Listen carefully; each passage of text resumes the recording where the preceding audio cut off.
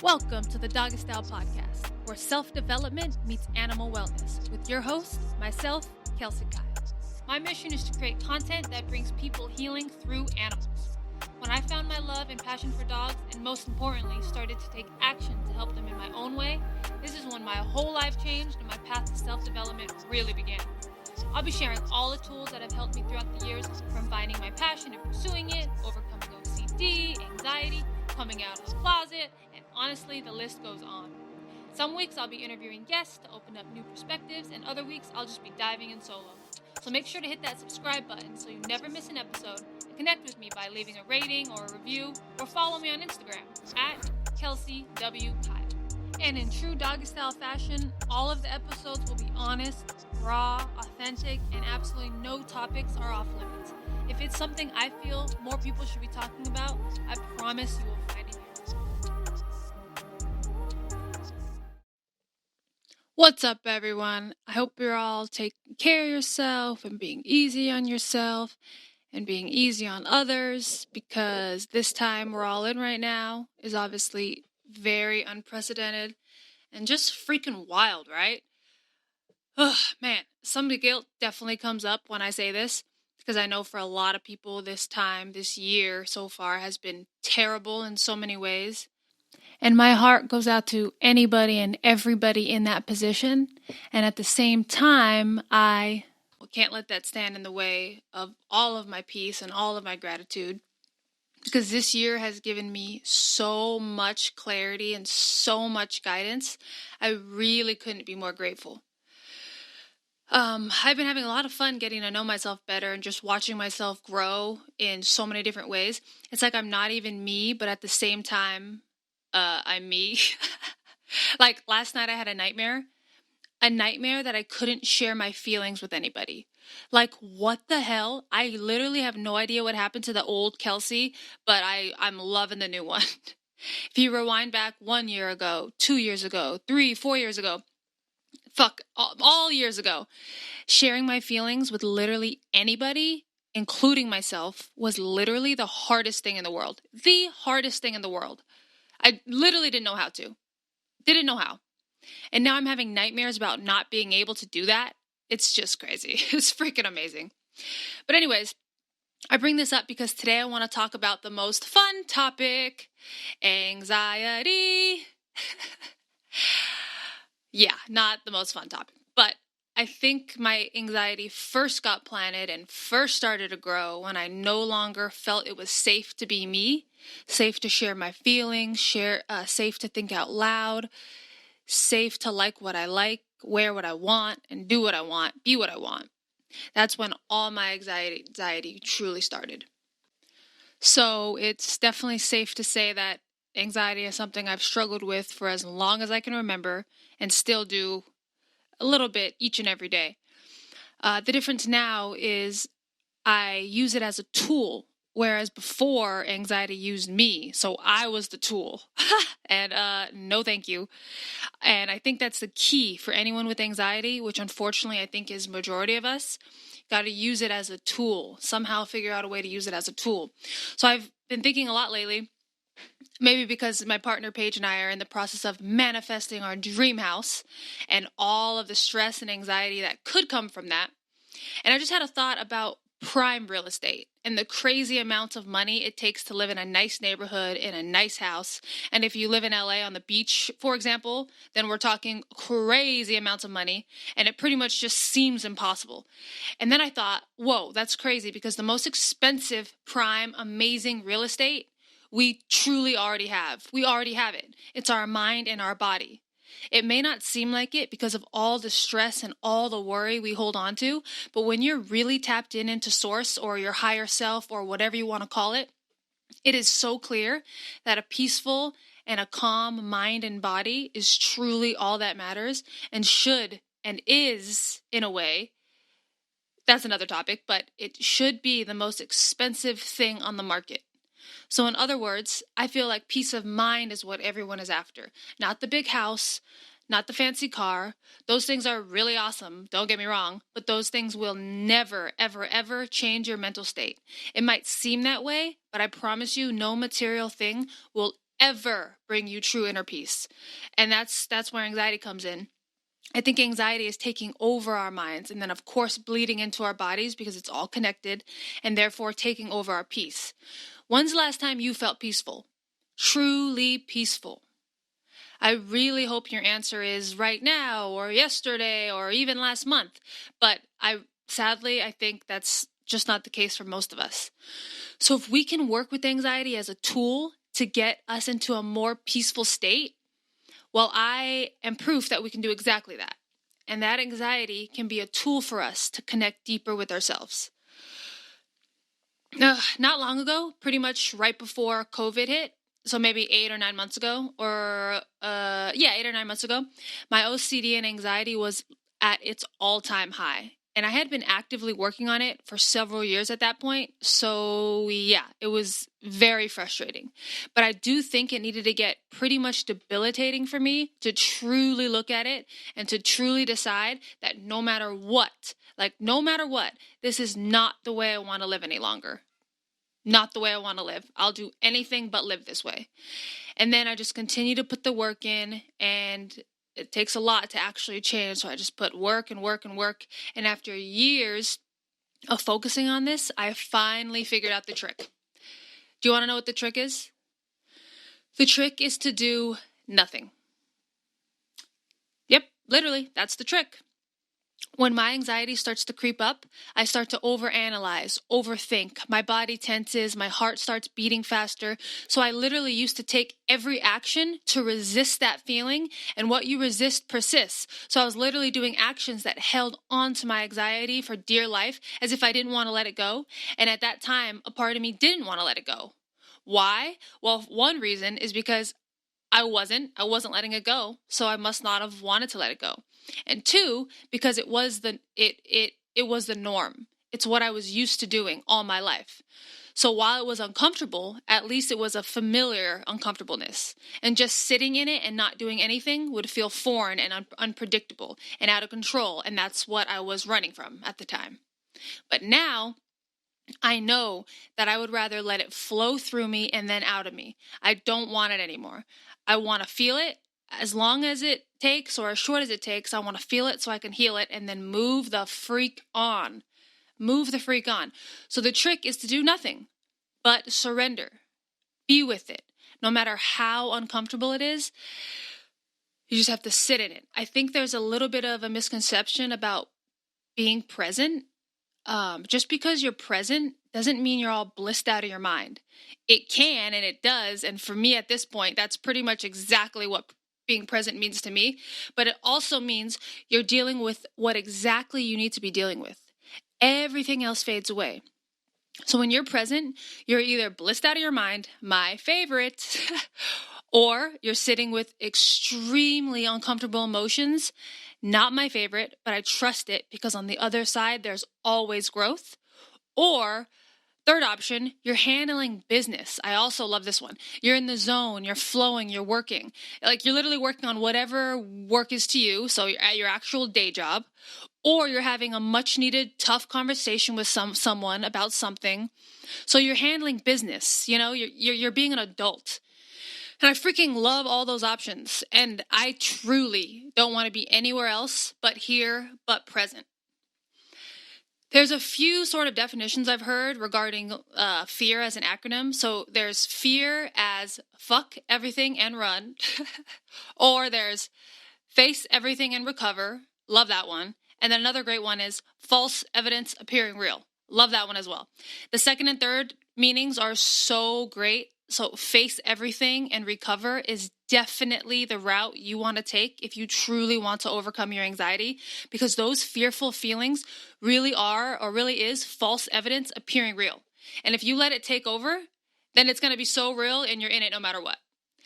And fuck everything and run can look a lot of ways. It could be over drinking, so just drinking a bunch of alcohol to numb the pain, or eating a bunch of shitty food so you feel less, or whatever the case may be. There are so many ways we can distract and numb ourselves, but those tactics only push down and prolong actual healing of the real reason you're having this anxiety in the first place. So next time your anxiety pays you a visit, hang out with it, ask it questions. This might seem pretty crazy, but I promise it works. It's helped me so much, so I know it can help you too. What is your anxiety showing you? Because if you can find a big lesson or a micro lesson in everything, you'll see that it's all happening for a reason, and it's happening for you, not to you. My favorite podcast right now is called Spiritual Shit. Spiritual Shit with the Leah Lovely. And on one of her episodes, she put anxiety in a whole new perspective, and it's seriously such gold. It resonates with me so freaking much. So this is what it is. So if we consider ourselves as sensitive rather than anxious, we're sensitive. We're sensitive beings. We're not anxious beings. So think of your anxious thoughts, anxious feelings and emotions as yourself simply picking up on information that is causing you to be anxious. So anxiety is not the problem, it's the symptom. Anxiety isn't the cause, it's the symptom. So what's causing the anxiety? Is the news causing you anxiety? That would make a lot of sense because the news only seems to share news with us that immediately shoot us into a worried state. And half the time isn't even accurate. So that's why I don't ever watch the news, the standard news. When I want to look up facts, I go to other sources. Sources I know are 100% factual, non-biased, and facts that will allow me to be more aware and more updated, not just in a complete state of fear. So if you look at anxiety this way, you can start to see what is showing you, what your anxiety is showing you, and see it for what it is, instead of just letting it control you and have you suffering for literally no reason at all. What I've realized is that my anxiety shows me what doesn't serve me. So it's like a little gift from the universe. Stay away from that person or stay away from that thought. Little nudges and pushes, pushing you into your intuition, into the right direction. Pushing you forward rather than backwards, pushing you towards what brings you peace and happiness and away from what gives you exactly what you don't want, which is fear and worry. If you start to look at anxiety in this way, you can thank it because it shows you exactly what is out of alignment with yourself. Doing this drops you into your heart and out of your head. Up into my heart, oh my gosh, game over. I'll win every time. These fearful thoughts and feelings have nothing on me when I'm in my heart. Because in my heart, I'm present, I'm here, I'm ready, I'm open, I'm connected. What is there to be afraid of when I have the whole universe on my side? And if one of these things my small self is worrying about truly needs to be fixed, I know I'll see it in my present. How amazing is this? That anxiety, the thing that is really, really probably holding everyone down right now, can be a tool to pull you up, help guide you in the exact direction your soul wants to go. A little trick I just figured out a few days ago is asking myself, is this feeling or thought, is it from my ego or from my soul, my higher self? And after years and years of working on this, of getting to know myself better, having more self-awareness, more self-trust, I know now immediately if it's my ego talking or if it's my soul talking. If the answer is ego, I let it go immediately. I have no time or patience for that. And if the answer is soul, I'll process it. I'll work with it. I'll hang out with it. I'll connect with it. And then I can trust that when it's ready to pass, it'll pass. And let me tell you, it always passes, always. Sometimes it takes a few seconds, sometimes a few hours, and sometimes a few weeks. But I can be grateful because every time there is a gift on the other side, a gift of growth, just waiting for you. Always. And oftentimes, the longer I have to sit with something, the bigger the opportunity of growth there is on the other side. So love it. Be patient with it. Have fun with it. This is the work. This is our work. We have day jobs and all that, but that doesn't mean shit. This is the work. This work is exactly why we're all here. So why would we rush that? Experience it all, because one day it will all be gone. That's the only thing we know for sure. So give your all to this. Give your all to yourself. Give your all to the ones you love, because love and connection is the transaction, not money. We've had it backwards for far too long, and we could all change this starting right now, starting with ourselves. We have to give up to move on and do that over and over again every single day. It's a daily practice, and a daily process. So please be patient. It's not something you can rush. We've spent our whole lives pushing these emotions down and adding on to them. So we can't expect for it to just disappear overnight. But I promise, once you trust the process and work with it, you will start to feel a shift and you will start to taste that amazingness of peace and presence. And every day, more and more, you'll be in the zone, in flow with yourself, with the universe, with everyone around you. And that is 100% where I want to be. Will I fall out of that flow 1,000,000 more times? Heck yes. But all I have to do is have the awareness when I'm out. Jump right back in. It's so simple, yet so hard, but it's always worth it. The reason why it's so hard to be present or in the flow, in the zone, whatever you want to call it, in general, is because something a long time ago, most likely when you were a young kid, you were just minding your own business, being joyous, being happy, and it was just taken away from you all of a sudden. And honestly, I can think of a handful of times where this has happened to me growing up. One example is when I was doing arts and crafts or something like that. And little Kelsey, little me, I just stapled my finger. I right in my finger. I have no idea how, but I did. And there was my thumb and there was my a staple right there in it. And I freaked the hell out and I ran to my dad. I was like, Dad, I stapled my finger. And I was bawling. And I remember he was so freaking mad at me. He was like, why'd you staple your finger? So dumb. And I was so scared and confused because I didn't think I did anything wrong. I just knew I was scared.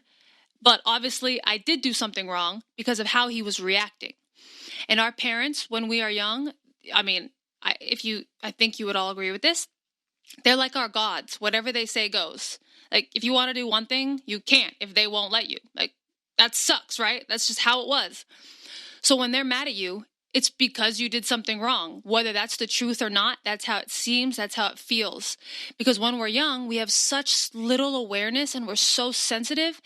And yeah, from that moment on, and all the other moments similar to this from my life piled on, I learned that I can't be fully present and I can't be free. And I need to be on and ready, or else I'll get in trouble or something bad will happen. I'm definitely not blaming my dad for this. He's just a human doing the best he can, and that's simply how he chose to react. But me being a little girl took this on, and unfortunately, I made it mean something about me, and then found more and more evidence for that along the way. Can you think back to a moment where you felt like this, where you could be a spontaneous and joyous kid and free, and it was just taken away from you? This is such a profound exercise to do.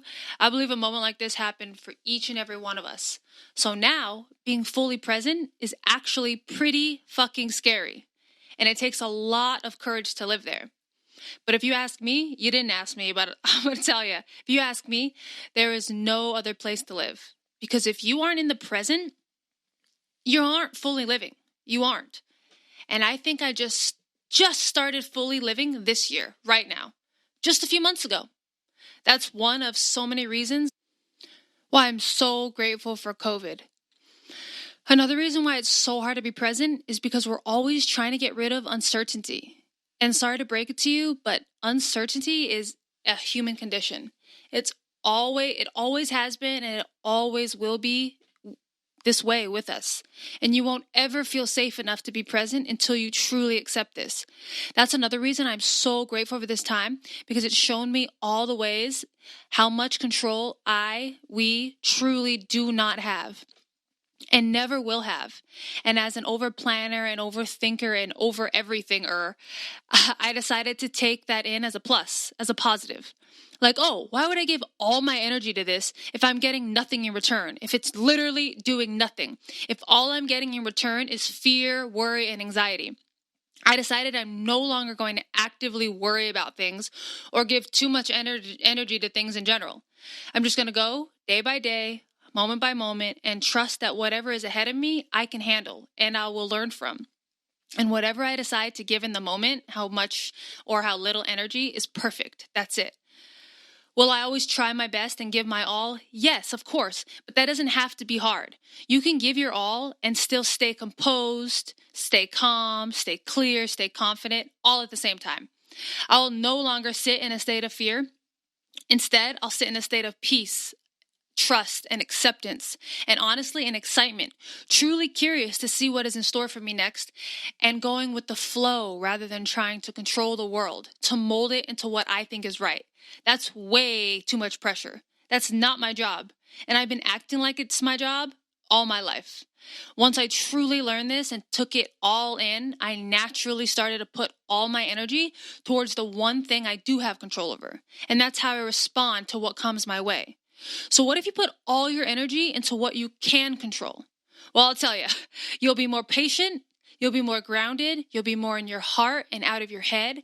You'll start to treat yourself better, treat others better. Making decisions will become much easier, and you'll be working with the universe, not against it.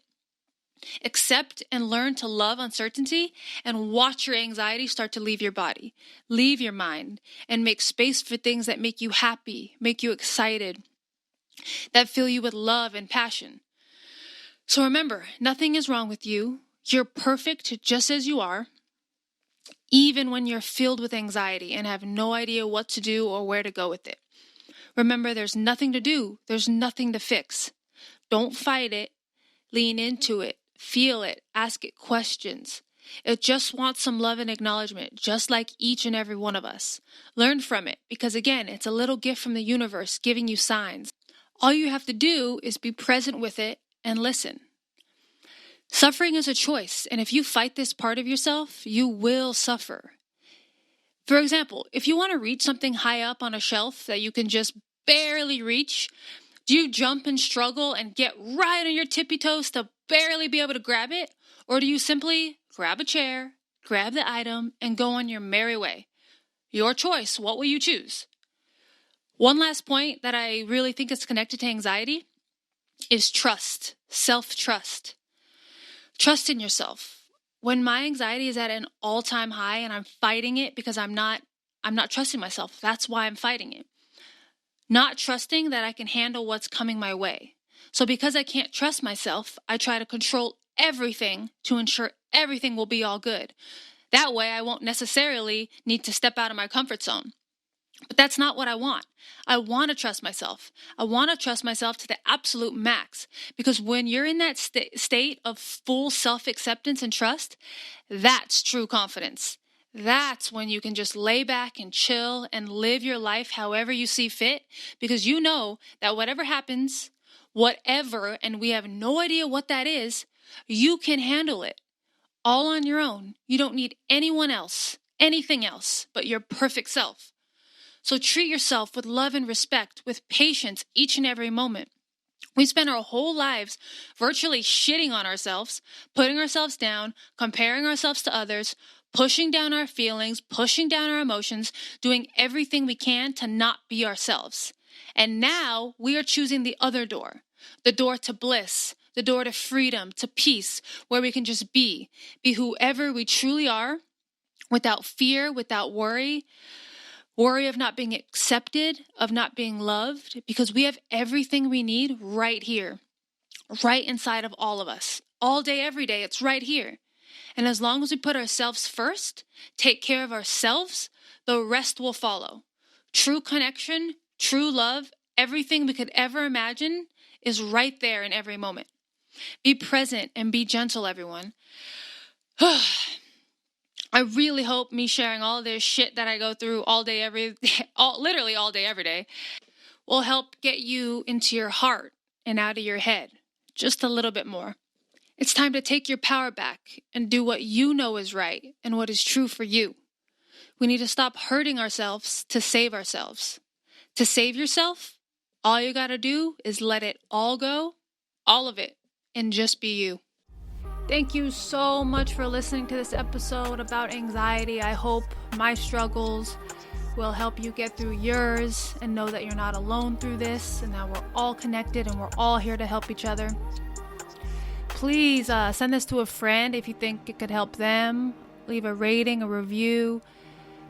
Hit me up on Instagram. Let me know if this episode makes any sense, because I'm really just talking from the heart and hoping it lands. So my Instagram is at Kelsey W. Kyle. KelseyWKeil. Love you guys so much, and I'll talk to you next week.